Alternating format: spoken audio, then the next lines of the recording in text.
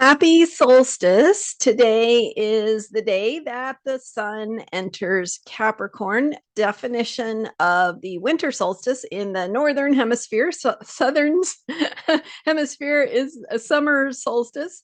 And so we have this turning of the tides, this shift that feels very potent in light of the fact that we just had a Sagittarius new moon. We're heading into the new year. And so this is a reset point in so many ways, a chance to reset our intentions and move things in the direction we want them to go on purpose. I'm Marina Orms here with your Astro perspective for Sunday, December 21st. So, what I want to talk about today is this idea of the tides turning, the shifts in energy, and what we can expect to unfold in 2026. So big changes. And we are in the midst of, we've had in 2025 a real taste of what these changes could look like, and just that real feeling of instability, of losing our sense of normalcy, of or how we orient things that we depend on. Everything is changing, and that those changes are occurring in the world around us. They're also changing inside of us. So things that are changing inside of us are helping us grow and adapt in the direction we need to be who we need to as the world around us is changing. So instead, if we can shift our focus, instead of good and bad, is the world going to be okay? Are things going to go the way I hope? Are they? Is it all for some of the doomsday vibes are very much with us. And when I say doomsday, it's that feeling of that things are so oppressive or so hard that there's no way out, right? It can start to feel like that. And it's a vibe, actually. It is being shown by the planets that we are confronting this experience of uncertainty, uncertain futures, and things changing in ways that really push us out of our comfort zone. But what it doesn't say, what the planets do not say, is it's all over. In fact, the planets keep going. They are in the middle of various cycles. All the planets are in the middle of a whole variety of cycles. Each planet it has a cycle that it is in the midst of in its relationship with other planets. It has its own cycle through the zodiac, moving through the signs. Each planet has its own very personal cycle for you in how it moves through and activates your own chart. So I would say that from the perspective of astrology, we can see that things continue. Things, I I could be wrong, right? But let's assume they do continue, because the planets show us this is where we are at in this cycle, and we can actually expect at this moment in time to be confronting some of these world views that don't work anymore, and some of the world views that feel very oppressive, feel like there is no way out. So if you think about, themes like climate change, but any kind of doomsday scenario, right? Anything that feels end of the world ish, is actually kind of a distraction, right? And I'm not saying climate change isn't real, because I very much am on board with it being a real problem in the world. But what I'm saying is that when we get distracted by the feeling that there is nothing we can do, that takes us out of the game. right? We can shut down, we can feel overwhelmed, we can feel depressed or worried for the world. And in fact, so much of what is going on in the world is chaotic, it's unstable, it's hard to find our own sense of direction. We're losing things that give us security in many ways, be it healthcare, be it economics, be it, lots of different ways that can show up.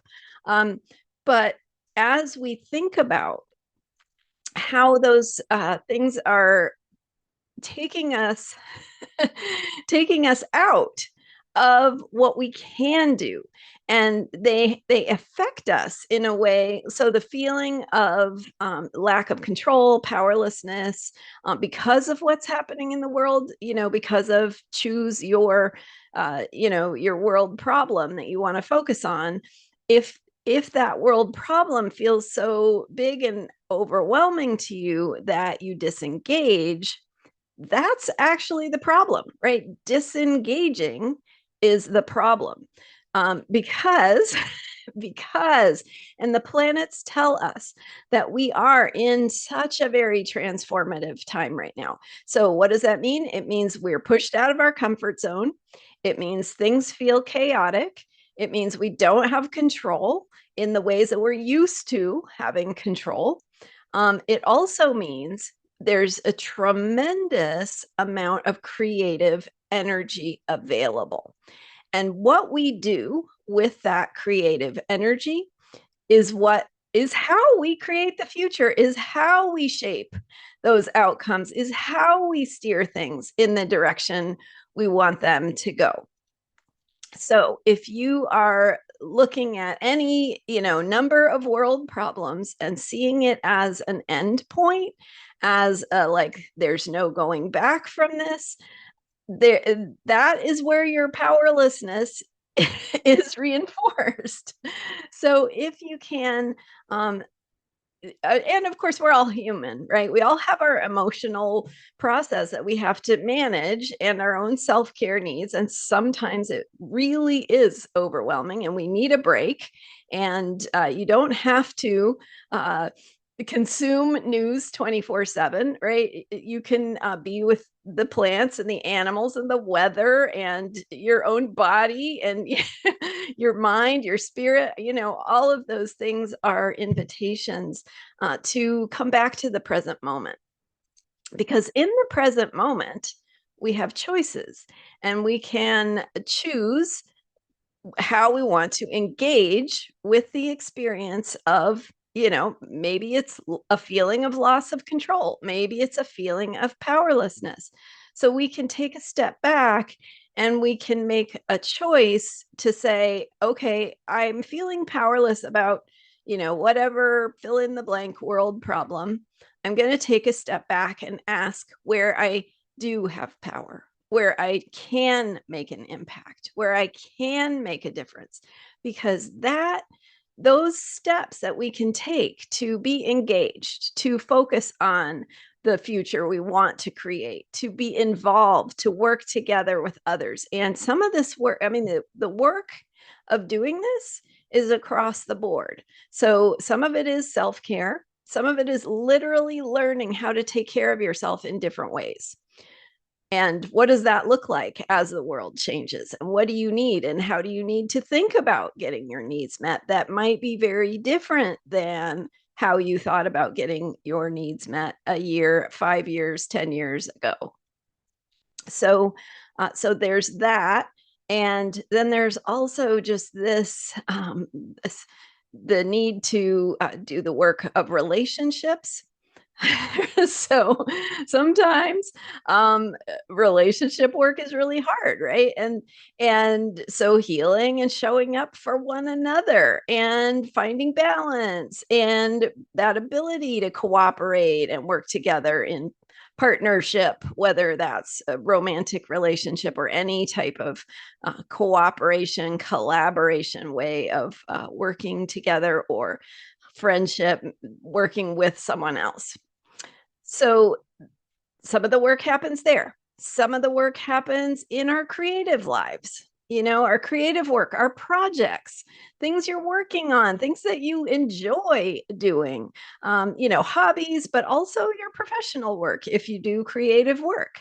And so, how that is evolving and unfolding, how we show up for one another as healers, as caregivers, as in that dynamic of how we help one another get to where we want to get.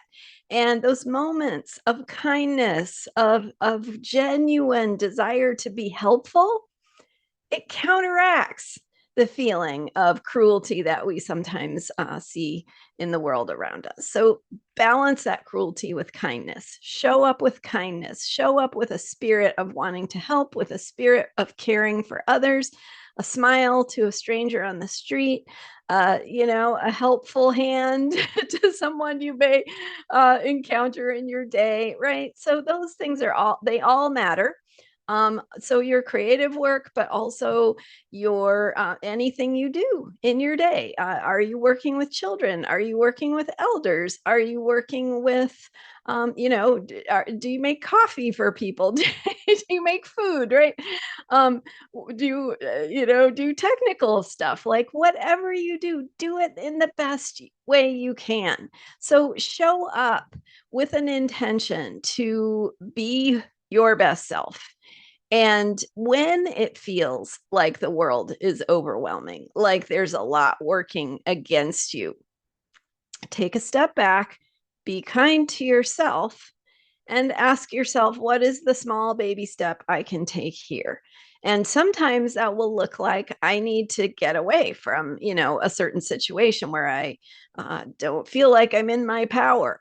And maybe go talk to a friend, maybe get support, maybe think it through, right? There are lots of ways we can approach the problems in our lives with a healing, helping, problem solving attitude. So, taking a step back, asking what is the actual problem? How can I focus my energy to solve that?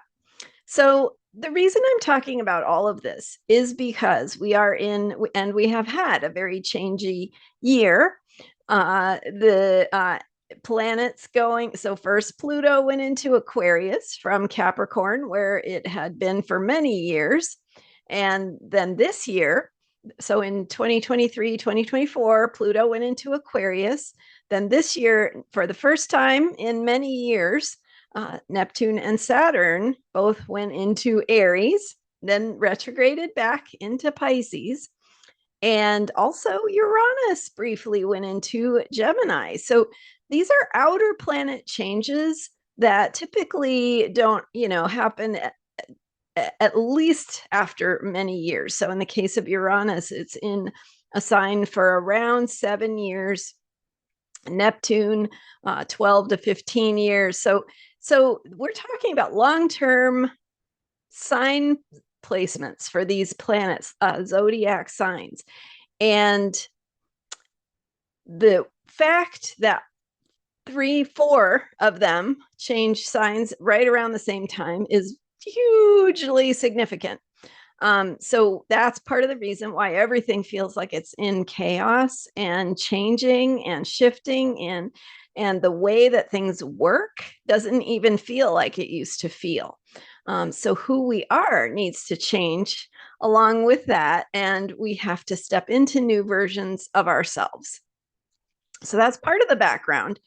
And then heading into 2026, January 25th or January 2026, anyway, late January, Neptune goes from Pisces into Aries. So Neptune enters Aries, where it will stay until the late 2030s. And then soon after that, in early February, Saturn enters Aries. And soon after that, Saturn and Neptune join together in a conjunction at 0 degrees Aries. So this is really significant because not only is it the beginning of the Saturn-Neptune cycle, which is, it's like a 30-ish year cycle. But also it is at 0 degrees Aries, the beginning of the zodiac, rebirth point, emergence point. This is life force energy. There's will, there's drive, there's action, there's courage, there's movement, things moving forward in ways we have not experienced recently, except for this year, 2025, when they briefly went, both planets went into Aries and almost joined in a conjunction. So we've had a taste of that energy, but there's going to be more, and it is going to become the way things are for quite a while. So Saturn only stays in a sign for about 2.5 years. But then, of course, Neptune will be in Aries for until the late 2030s. So we've got plenty of time to do this action, life force energy. So that's really, really significant. And then later in the year, in April, Uranus will be going into Gemini. So it dipped its toes in Gemini in 2025. Now in 2026, Uranus will go into Gemini again, bringing huge changes, instability in terms of our communication. So shifts, shifts in consciousness, shifts in information and how we get our information, shifts in technology. This is Uranus, the planet of shift and change and sudden unexpected developments happening in the sign of information and communication, which is Gemini. So air sign Gemini. So very different vibe from Uranus in Taurus, which is like a slow moving feeling of having everything taken away from you bit by bit, a little bit. It's like there's that lightning bolt, and then there's another one, and then there's another one that kind of bit by bit takes away the things that you thought you could count on. And it also brings opportunities to create new kinds of stability, to think about what you really need, and to bring in new ideas and new supports for yourself. So all of those things are changing in 2026. And then later, as the summer, as we move into summer and fall, that that double waxing sextile between Uranus, Neptune, and Pluto, three outermost planets, will come into very close to exact again, as it did in 2025. So they move out of exact and then they come back into very close to exact, with next year a really potent, important formation. Adding to that, with Jupiter will on July 20th and about the 18th to the 20th and beyond, really, Jupiter will be in a sextile to Uranus. So that makes a triple sextile with an opposition, two trines. It's called a cradle, and it is very potent, very creative. And again, just like this year, it's bringing these huge potentials in terms of what we can create. But it also says, if you don't catch this wave, you might miss this opportunity. So don't fall asleep at the wheel. don't space out and hope it's all going to get fixed without you. This change, this co-creation in the world, in the experiences around us, requires all of us. It requires all of us to be our best selves. It requires all of us to do what we're here to do, to be a force for good, for kindness, for caring, for love, for creativity, for community, whatever your values are. This is the time to really take those up a notch and implement them in ways that have not been possible in the past. So that's what we're dealing with. We're dealing with this level of creative energy. We can take this energy and create incredible things as the stability of what we can count on around us breaks down. We have the pieces to create something entirely new with those pieces. So, and that is, again, it's not all up to you, right? It takes all of us. You have your part to play. I have my part to play. Each person does what they're good at. And, lo and behold, we have a functioning ability to create what we want together. And we're not all going to agree on what we want, right? Exactly. But there's these bigger picture principles we can agree on, whatever that may be. So looking to next summer, looking, and really these changes will start to take off with a need for action and courage, right? From January, when Neptune goes into Aries. And that, let me see if I can get the date for you. Let's see. Yeah. Okay. So it is January 26th, 2026. I thought I must be wrong because it can't be two 26s. But yes, it's January 26th, 2026 that Neptune goes into Aries. And that is the beginning of when things will start to really feel different, and bringing in that spirit, that fiery energy, that action, courage to take action, courage to stand up for what you care about. I mean, we've had this energy, and we've been working with it in different ways, and you can see that in some of the things that are unfolding in the world. People's sort of willingness to step up and defend and protect their neighbors or their principles that they care about, or whatever it is they want to defend. So there's going to be more of that.